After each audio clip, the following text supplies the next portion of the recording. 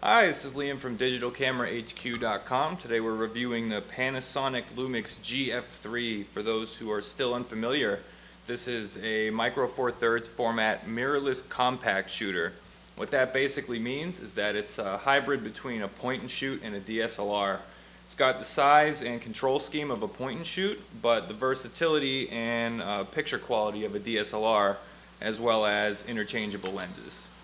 The mirrorless genre, especially micro four thirds cameras, have matured very nicely in the past year. There's a nice amount of variation between the different models. The GF3 is meant to appeal to a mass market kind of photographer, somebody who has owned point and shoots up until now, but wants better image quality, but not necessarily the size or intimidation factor of a DSLR. We're going to look at the GF3 as the kind of camera that Panasonic's marketing it to be, is something that should appeal to point and shoot users. And in that sense, we like just about everything about it: the design, the experience, and the image quality.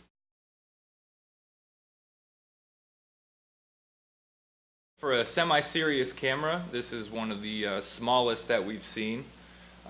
Almost fits in a pants pocket comfortably. It's a little too big with a lens on, and if you put any sort of zoom on it, it definitely won't fit in your pocket. It's still lighter and more comfortable than any DSLR, however. And as far as the design goes, it's pretty friendly and inviting to the casual user. Not too many external controls. Pretty much looks like an average point and shoot. The interface is fantastic. It has a 3-inch touchscreen on the rear. Panasonic has a knack for combining touchscreen interfaces with physical buttons. Even though it's mostly designed for automatic operation, there's still enough hands-on control to keep some serious shooters happy.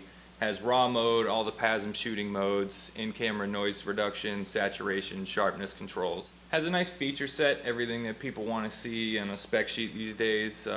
Decently fast burst mode, speedy autofocus, 1080i HD video, some built-in colors and effects and all that good stuff. In general, image quality is very good. People stepping up from a point and shoot will notice a huge difference.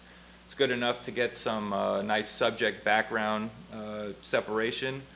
Exposures are good, details are sharp, and can take a good picture in just about any setting without much effort.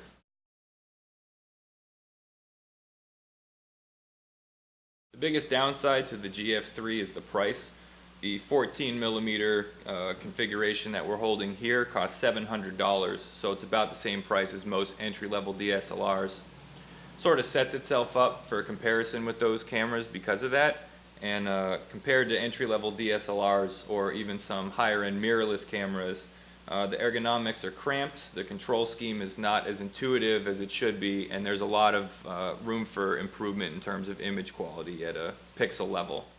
Also, it lacks a hot shoe or accessory port, so you can't add an electronic viewfinder or an external flash or any of that. You're pretty much stuck with the body and whatever lenses you want to add, but it doesn't have that level of customization that more serious shooters want in their cameras. Then there are just some folks who are unhappy that this isn't the GF1. Panasonic's definitely taken a turn toward the mass market with their mirrorless cameras lately, and the GF3 is the most stripped down version thus far. We're giving the Panasonic GF3 a grade of A-. It does what it's supposed to do. It's fun and easy to use, basically takes great pictures, and it's almost small enough to fit in your pocket. The biggest obstacle is price. There are more serious and capable cameras for the same amount of money out there, but we would recommend this camera to casual shooters who want great image quality and a little more control and maybe have some extra money to burn.